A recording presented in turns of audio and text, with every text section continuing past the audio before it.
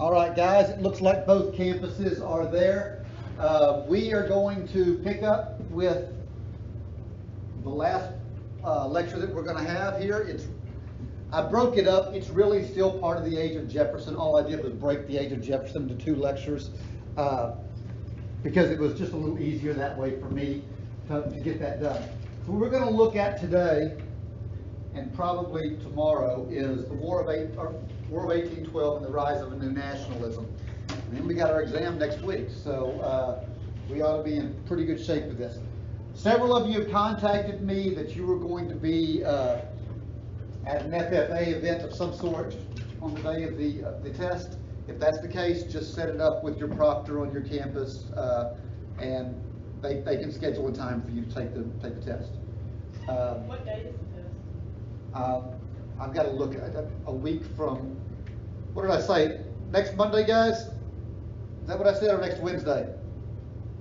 I think you said Monday. Monday, yeah, next Monday. Say it again. They want to do it Wednesday. They want to do it Wednesday. Are you begging? Are you begging for next Wednesday? Let's see where I get today. We might look at that, okay? But let's see where I get today. Yeah, I see you back there. All right. She's back there in just the right shirt to get that done with that one on there. I like that. Next Monday. All right. So we're going to move into the War of 1812 a little bit. If I can get it to pull up. There we go.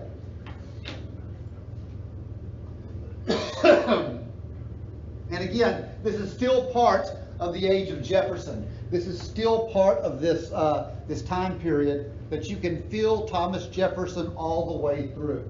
Even though Jefferson is not the president anymore, his hand-chosen selector, our replacement, James Madison, is there.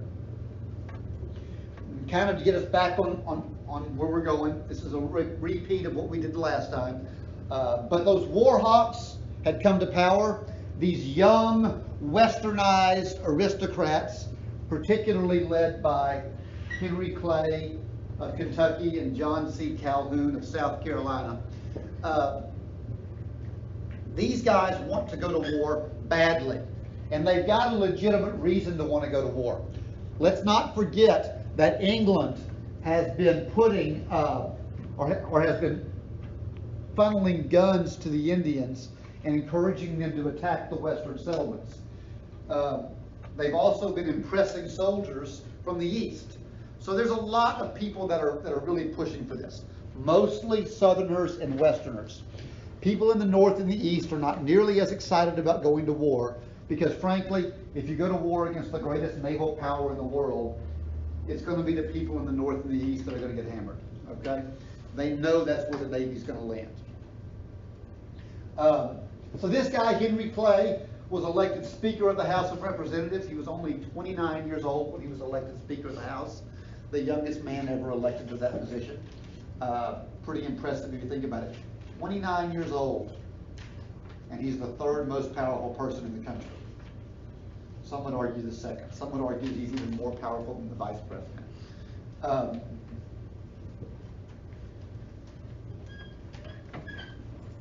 Let's look at what's going on the Indian front during this. There's this Indian chief named Tecumseh. Tecumseh is a Shawnee chief, but he has this dream. And in Tecumseh's dream, he believes that he's going to be pushing, he sees himself pushing the white man back into the sea. Literally in this dream, it's him, and he's got a white guy, and he's throwing him into the sea. Well, he goes to his brother, which we're just going to call the prophet, okay? For our purposes, his name is the prophet. He didn't go by that. He went by either Lalawastakan or Tinskawatawa. By the way, I think Lalawastakan would be a great name for a future child. Ladies, write that down, just in case. What name? Lalawastakan. It literally means loudmouth. Tenskwatawa means like crouching cat or something to that effect. But that was his real name. But everybody just called him the prophet. He was a medicine man, a shaman, a religious holy man who interpreted the dream.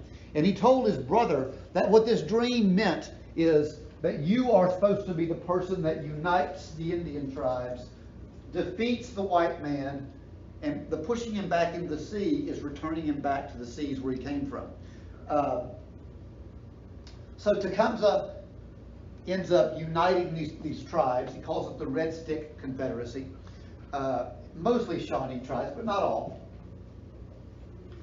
And at this point, he's not allied with either side in this upcoming war.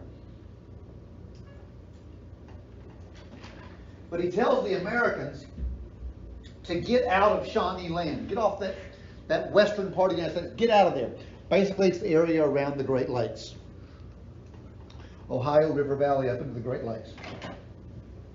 And he says, if you'll get off this, we can live in peace. Let the Indians have this land, you can have your land, everything will be fine. But if you don't, if you choose not to get off this land, he says the Red Sticks are going to ally with the British, and there's going to be war against the United States. We take this very seriously because we saw what happens. Teacher, sorry for this interruption. Please send any seniors that need picture retakes to the new gym at this time. Thank you. We saw what happened in the French and Indian War whenever the Indians allied. It becomes a very bloody thing. We don't want to do this. Tecumseh is pretty successful. There's a lot of reasons for his fighting. The biggest one is just philosophical. Tecumseh is from a tradition that does not believe in property ownership. They just can't comprehend the idea that man can own land. The land was provided for everyone. So if you believe that land can't be owned, then you also have to believe that all of those treaties that you had done, all those land deals that the Indians had made with the United States, they're forfeit. They don't count. They're thrown out because it's not just for man to own land. Okay? Finally, this Virginian, he was the governor of Indiana Territory by this point, a guy named William Henry Harrison. We're going to get to know him a little better later on.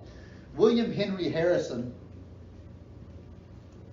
is given the command to deal with the Indian threat by whatever means is necessary. So Harrison attacks Tecumseh with a 1,000-man army. Now today that wouldn't be that big. But that was a massive army at this time period. He defeats Tecumseh. Tecumseh is killed in the battle. This is called the Battle of Tippecanoe. Actually, technically it was Put-in Bay, which was part of the Battle of Tippecanoe. But he loses 20% of his forces. Tecumseh is defeated, but he's defeated at a very heavy cost. William Henry Harrison is one of America's new heroes, though, because he has just defeated the biggest threat that the United States had, this Indian alliance. I like these pictures, and I try and put them up here so we can have a... Lay down, put the laptop in. I have no idea. These pictures are important, I think, because our image of Indians is often wrong. If you grew up, when I grew up, your image of Indians was Tonto and the Lone Ranger. Or, y'all probably don't even know what I'm talking about, but there was a commercial when I was a kid of this Indian looking over a littered field and crying. That was kind of our image of what an Indian was.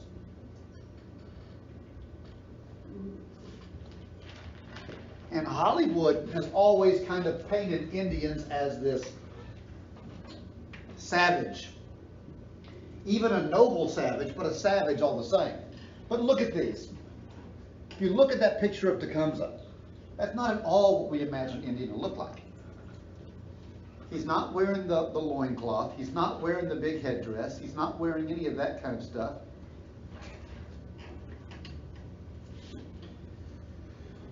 He's wearing what is essentially a British officer's uniform coat. He's wearing something that is a lot different. He's got that turban on his head. He looks like a military officer or a king, and that's what he was. We always use that term chief, but he was really a general and a king. Tecumseh was every bit of as much a military leader as William Henry Harrison was. If you look at the prophet over there, or Tenskwatawa there on the right, he has a more traditional look. Well, you would expect that. He's a religious man. Religious men tend to have a more traditional look. That's still true today. Go to church. The most conservative dressed person there is usually the pastor. Okay? So that's kind of the same concept here. All right. So I want to talk about why the War of 1812 is going to happen. It is super important. This slide is probably the most important slide on here. And if you understand this one, you understand the whole period, okay? There are only two reasons for the War of 1812. That's it. There are only two. The first reason is the Amerindian Alliance, and that just means the American Indian alliances. The fact that Tecumseh was able to unite these Indians, and they united with the English. That's going to push us into the war. And the second reason is impressment. And I know a lot of us weren't here for the last lecture. This whole campus here wasn't here for the last lecture. Y'all were gone. So you might not know what impressment is. But impressment was, England had this policy where if they didn't have enough people to serve in their in their navy, they could grab any British citizen and force you into the Navy. And one of the ways they would do that is they would sometimes pull up next to a ship, board the ship, and just drag you off. Or more commonly, they'd show up in a port town, get you drunk, and when you passed out, throw you over their shoulder and put you on the ship and leave. By the time you sobered up and woke up, you're 12 miles out to sea, and good luck swimming back. The British were impressing a lot of Americans, okay, illegally. So these are the only two reasons for the war. And if you can break any one of these two, you're probably going to break the war, okay? That's going to be important. That's probably going to be an essay in your next test.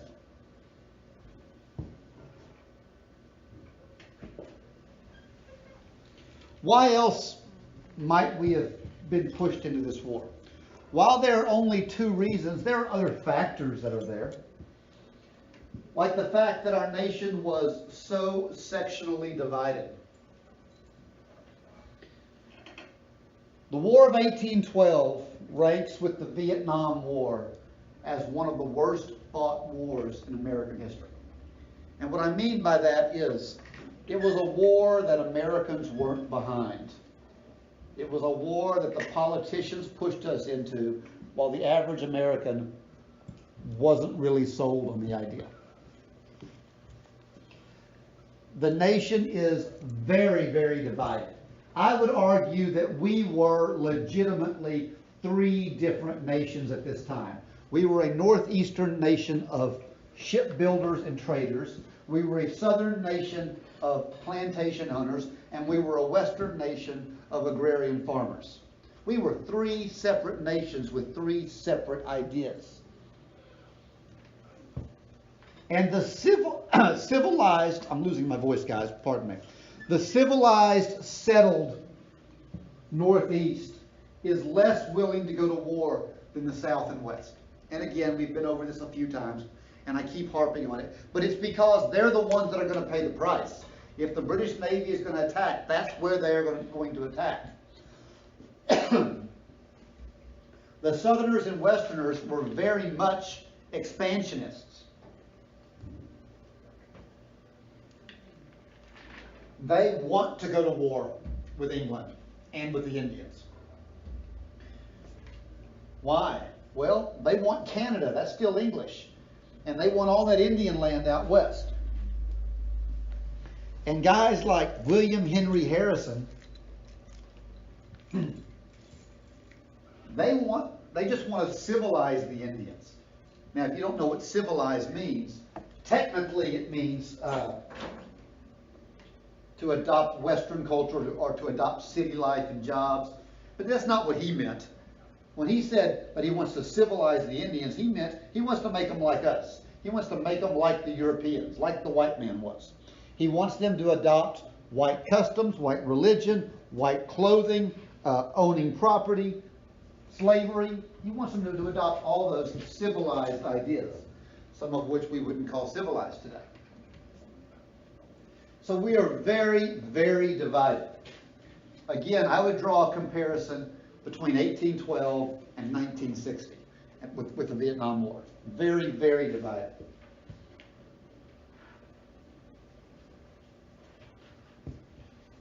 Did y'all know we invaded Canada? We don't like talking about it because they beat us, and it bothers me. It's kind of like when a Canadian team won baseball's world championship a few years ago, and I thought we should have invaded after that because it's our national pastime, not theirs. But we did invade Canada at one point. And there was kind of a logic here. There were a lot of people that believed that manifest destiny, which is a term we haven't even used in here yet, but that's just the belief that the U.S. should spread from the Atlantic to the Pacific. That manifest destiny already existed, and they believed that it was just a matter of time before Canada became part of the United States. And they had good logic to it. Look, we had a common history. We've both been British Empire. We spoke the same language. Most of us were the same religion, although there were those crazy French Catholics up there. And a lot of Americans thought, and this was a quote, that it would be a matter of marching to defeat Canada. Now, a matter of marching. What they meant by that was they thought the Canadians were as dissatisfied with the English as we had been during our revolution. And all we would have to do is put our pretty uniforms on, march into Canada with our drums and fifes playing patriotic music, and the Canadians would just welcome us in, get in line behind us, and declare themselves independent. No fighting would happen. That's what a lot of Americans believed. Well, we tried it. We got our pretty uniforms on, we marched into Canada, and they shot at us. It turns out they liked being part of the British Empire. They were not at all happy with this. We were not prepared. Our generals were poor by this point. Our generals were almost all leftovers from the American Revolution. Well, think about that. The American Revolution was from 1776 to 1787. It's now 1812. It is 25 years after the revolution was over. And these guys are the people that are running our military. They're too old. Sometimes they're senile. And even more important, a lot of times they're preparing to fight a war that's a generation old, and weapons have changed. Warfare had changed.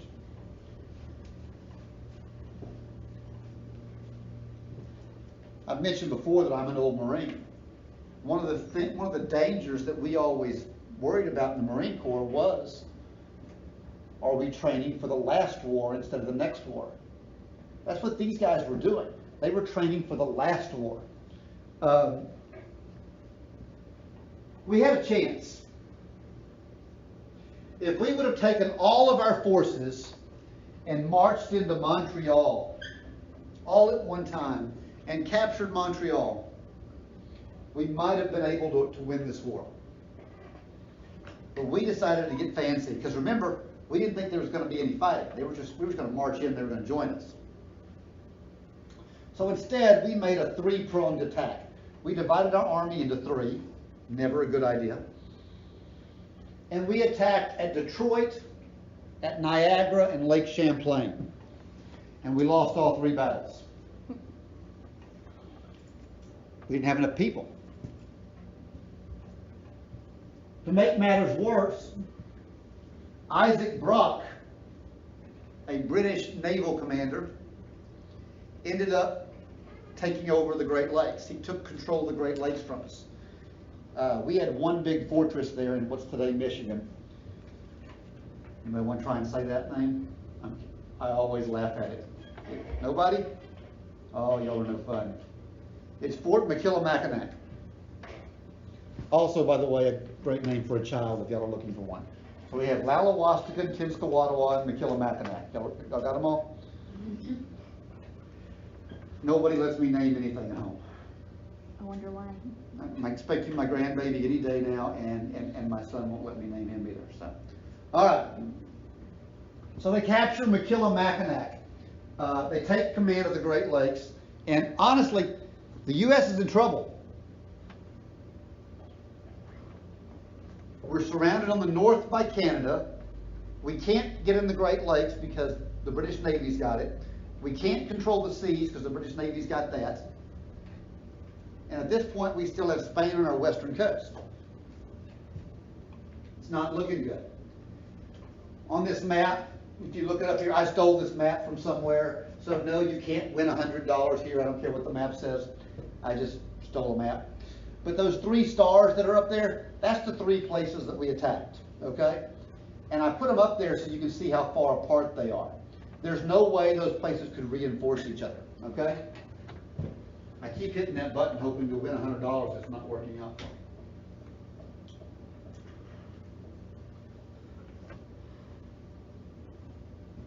We've already talked about this battle.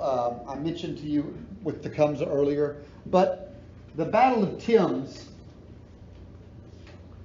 also called the Battle of Tippecanoe, also called the Battle of Put-in-Bay. All 3 of these are different parts of the same battle. This is where William Henry Harrison ends up fighting the land battle, and he does a pretty good job. This is where he defeated Tecumseh that we talked about. But the guy that I find entertaining here, interesting, is this guy, Oliver Hazard Perry. Another great name, write that down for future children. Hazard. Oliver Hazard Perry. I suspect that if you named your child Hazard, they would grow up to be a hazard. Little advice to you. I had a student one time that was born in a hurricane, and her mother named her after that hurricane. Don't ever do that because she grew up to act like a hurricane. And I'm not going to say her name because some of y'all know her. All right. This guy, Oliver Hazard Perry, he's kind of the father of our new Navy, okay? John Paul Jones is the father of the American Navy and the American Revolution. But the Revolution died or ended.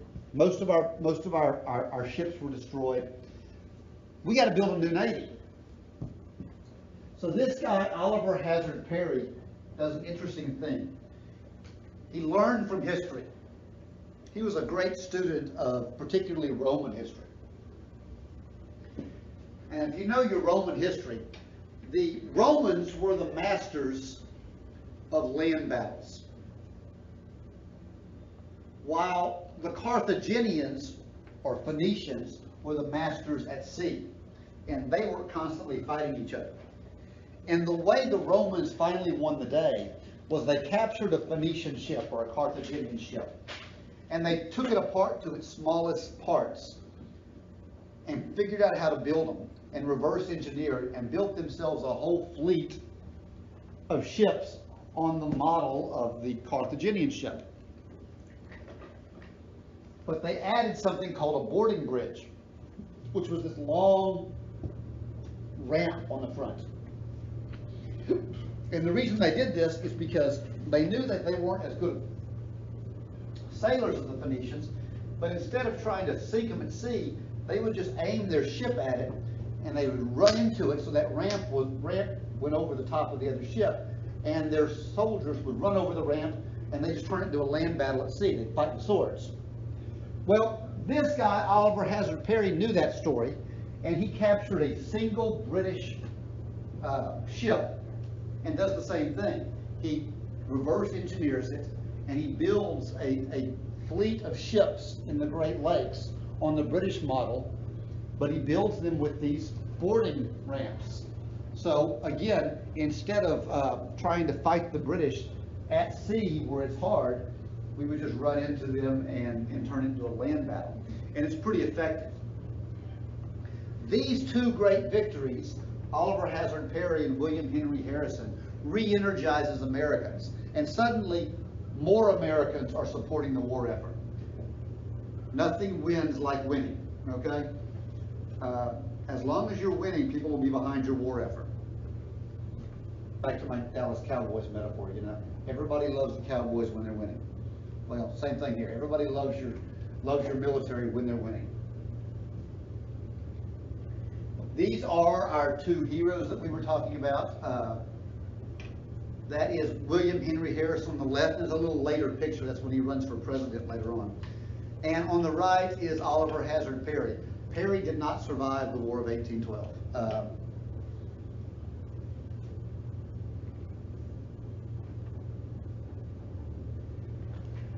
In 1814, we have the Lake Champlain War, where 10,000 British troops landed with the intention to crush the Americans there. They do not get away with it. An American named Thomas McDonough, I can't speak well today, I apologize, ends up forcing the British into a full retreat, very similar to what we saw at Breed's Hill. He waits till the last minute, orders them to reserve their shot until the last possible minute, and then open fires on them all at once, forcing them into a retreat. It's pretty effective. This is an important battle that you need to know about.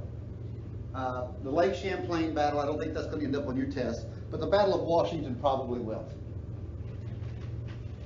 Washington, D.C. is our brand new nation's capital.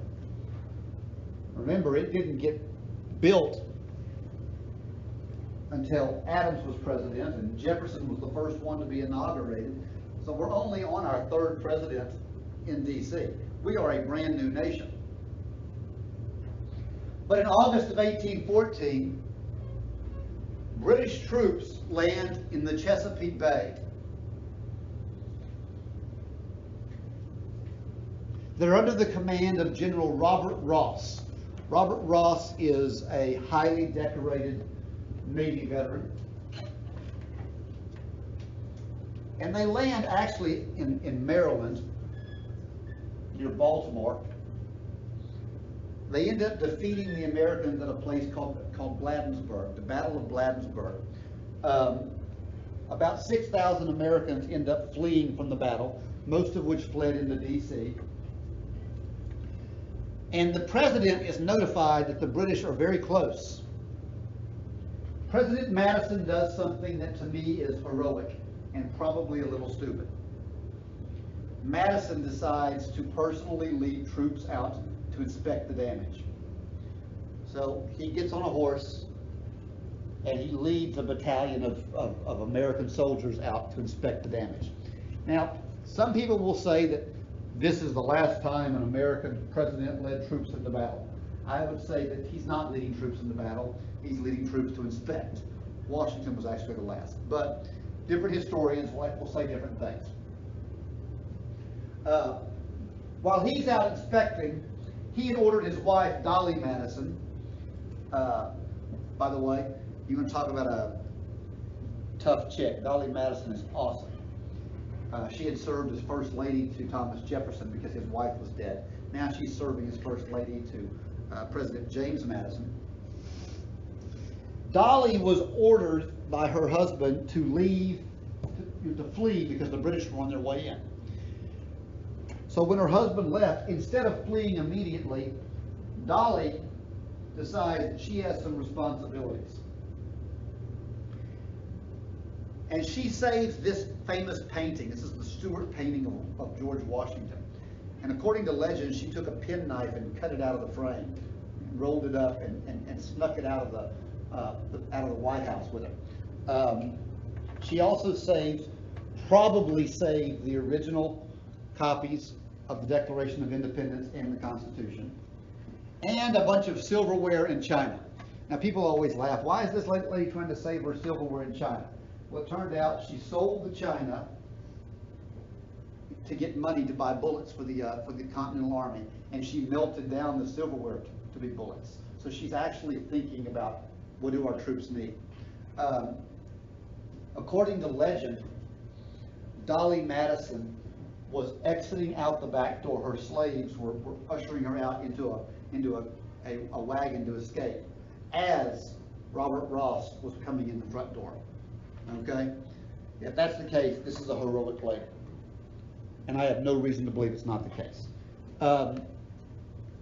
General Robert Ross and his men come into D.C. and they find the nation's capital largely abandoned. The president has fled. As far as they know, Dolly has fled. They enter the White House and they find a banquet set. The president was supposed to be entertaining people that night. And Robert Ross and his officers sit at the president's table and eat the president's food, drink the president's wine, and then light the White House on fire. They actually burned most of the federal buildings in D.C. Most of D.C. burned to the ground. If you ever get to go to the White House on a tour, ask to see the Madison fireplace. That's what they call it. There's a fireplace in there that's a remnant, and the brick is charred from the fire that was on the White House. And they've never repainted that spot. It's left there charred as a reminder of what the British did. Okay? It's kind of cool. Now, when they burned a lot of buildings completely to the ground, they didn't damage the White House that much. They lit it on fire, but it was all very easily reparable. By the way, there is a legend that the White House was never called the White House before this. It was just the Executive Mansion. But they had to repaint it after this, and white was the only color of paint that the U.S. government could afford. So they painted the Executive Mansion white. Thus it became the White House to cover the smoke damage. That may or may not be true. There's different historians that say, some say that's true, some say that that's just a myth. I don't know. I wasn't there. But it's a good story anyway. All right, so Battle of Washington. Clearly, we lost. This is a wood etching of the Battle of Washington that dates back to the time period, so you can at least see what people believe that they were seeing. And if you look at that, that's right up over the river. It's being taken from about where the Jefferson Memorial is. And all that smoke and all that fire, it's pretty bad. Next big important battle, and yes, you need to know this battle as well. It is the Battle of Baltimore. This is Fort McHenry. One of the coolest looking forts in America. You ever get to go, it's worth going to see. It still stands today. Historical monument.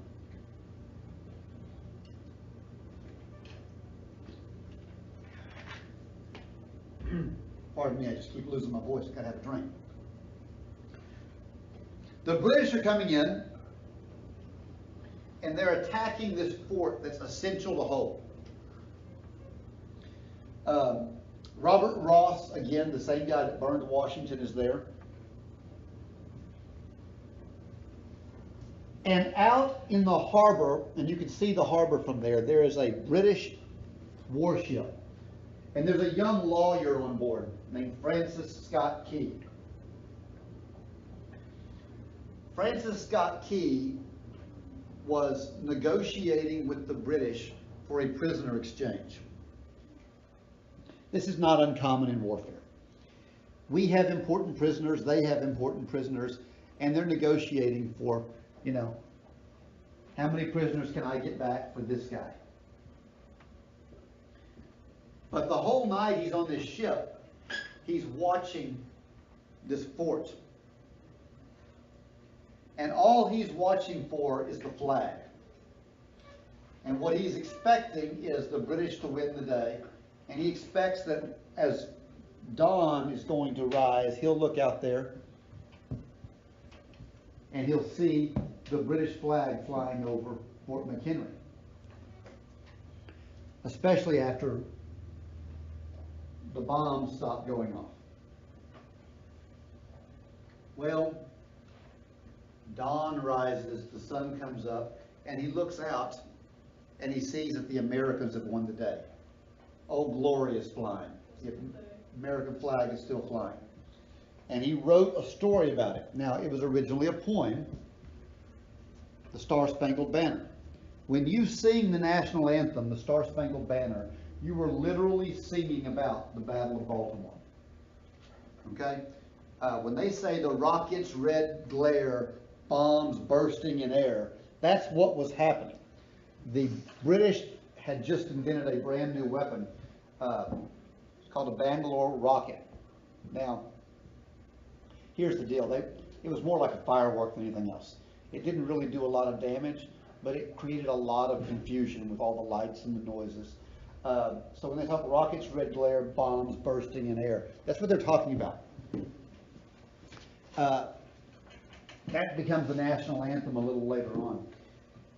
By the way, he didn't write it to be a song at all. Americans started singing it, and they put it on top of an old Irish drinking song called the Anachronistic Song, which is a filthy, filthy song. So if you're ever in England or somewhere, I was in Gibraltar in 1992, a British colony, and I'm sitting in a bar studying. No, I wasn't studying. I was sitting in a bar, and I heard the national anthem come over, and I stood up, and then I saw these British Royal Marines begin singing the single filthiest song I've ever heard in my life. That's what the national anthem was put on top of, is this other song. Look it up one day. It's called the Anachronistic Song. This is going to be an important battle because Robert Ross was killed by a Marine sharpshooter. Hoorah. The Marine Corps was pretty effective here. By killing Robert Ross, they stopped the battle because the British did not train their next in command just to take over. And if you took out a commander, you kind of handicapped the whole force. The force didn't know what to do. It retreated, and we were able to hold the fortress at Baltimore. Pretty important battle. Now to my favorite. We're going to talk about the Battle of New Orleans and Uncle Andy, Andrew Jackson. I have to confess, I've got kind of a bromance with Andrew Jackson, okay? I like this guy. I don't always like him. I think he was crazy. He did some weird things. But anybody that kills at least 3 men in duels for insulting his wife sounds like a pretty good guy to me. So let's get to know this guy. Andrew Jackson. Andrew Jackson was a Tennessee militia commander. And he had been sent down to hold New Orleans. Whoever holds New Orleans controls the whole West. He doesn't have a whole lot of soldiers. He's got about 7,000 people total, and that's if you combined soldiers, pirates, privateers, farmers, slaves, everybody.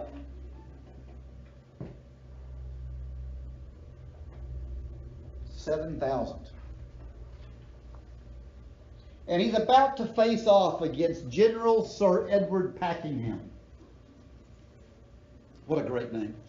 General Sir Edward Packingham is the king's favorite nephew. He's highly decorated. And he shows up with 60 ships loaded with cannons and guns and 11,000 battle-tested veteran soldiers. Guys that already fought in major wars against Napoleon.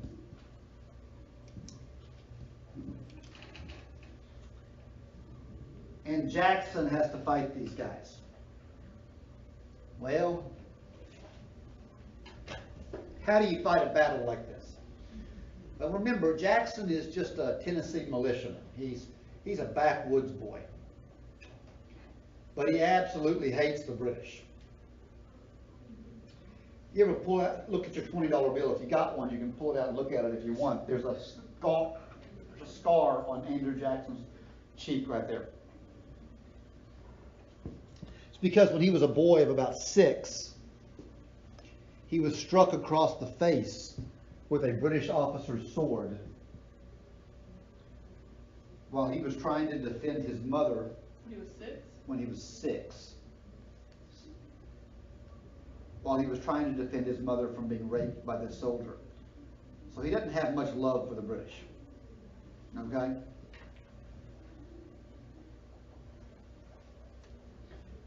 He shows up and he finds all of these cotton bales. New Orleans is a cotton production place. And they ship cotton all over the world. And he orders these cotton bales to ring the city. So the whole port is ringed with these large bales of cotton. Why would you do that? Well, because they'll catch bullets, okay? You're making a wall. You're making it harder. And he puts spies out and barges. He sinks barges in the Mississippi River to prevent the British from being able to sail up the Mississippi Delta to New Orleans. So the British are forced to drop their soldiers a few miles out of New Orleans and march in. And if you've ever been to New Orleans, you know something about it. It's in the middle of a swamp. I love New Orleans, but it's swampland. So on December 23rd, 1814, the British are found. They're spotted by Jackson's spies. They are 7 miles from New Orleans. 11,000 of these guys. Talk about how slow they move. The battle doesn't happen until January 8th. From December 23rd to January 8th, they made it 7 miles.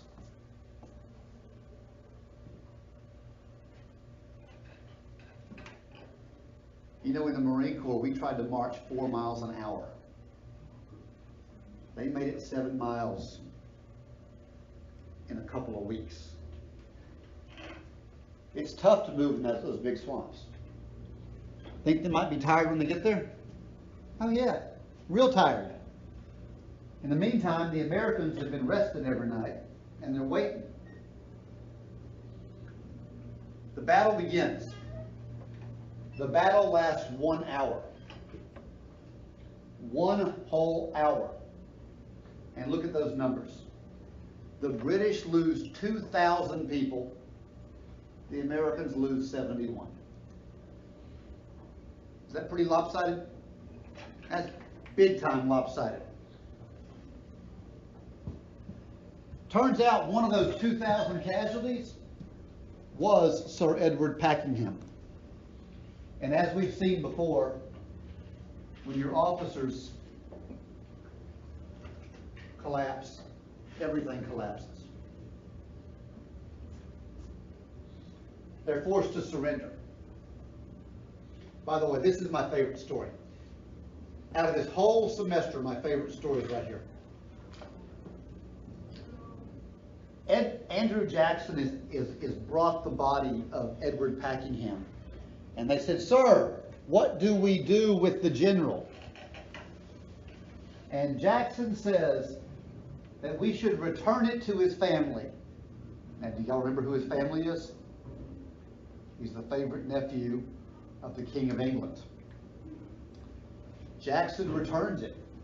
He does it by folding the body up and shoving it in a keg of whiskey, so it'll stay preserved.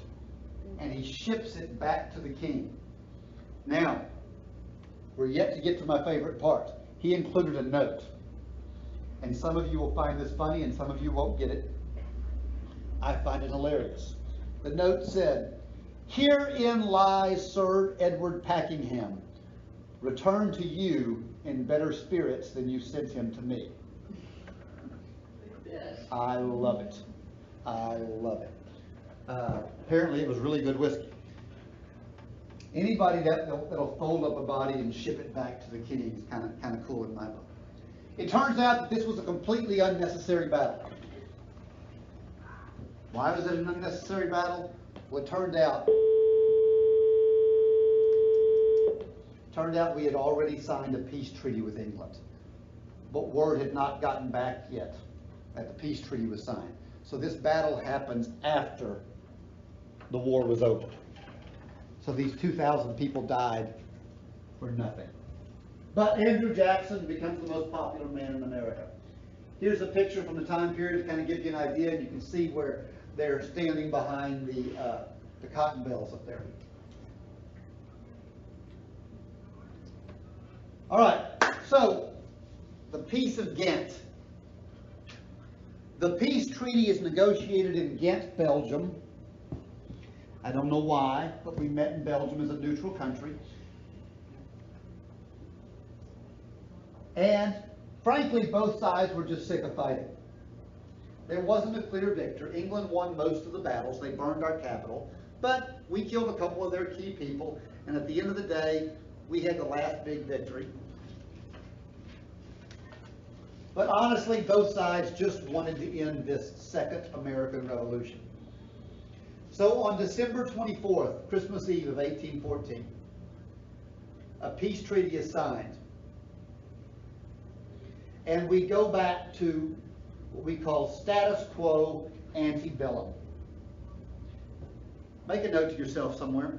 Status quo ante bellum just means the way it was before the war. The way it was before the war. If you want to know what it literally means, think about it. Quo means equal, status means the way things are, and then ante is before and bellum is war. So it literally means equal to the way it was before the war. What that means is when the war is over, England gave back all the land they took, we gave back all the land we took, and we just pretended like the war didn't happen. We just hit a restart button. So was this a useless war? Yeah, absolutely useless. I told you earlier about a slide that was important. That there were only two reasons for the war: Amerindian alliance and impressment. Well, why did the war end? Let's look at it. Tecumseh's dead, so there's no more Indian alliances. And the second was Napoleon had been defeated, and England no longer needed to impress American soldiers to fight. So the two reasons we fought didn't exist anymore. So naturally, what do? You stop fighting. Boy, I wish we still did that. Unfortunately, we just keep fighting now. All right, I'm going to stop there for the day. We will finish this on Wednesday, and I will answer any questions anybody has on their study guide. Between now and then, if you've got a question, go ahead and email me, text me. I respond pretty quick most of the time. We'll get going with that.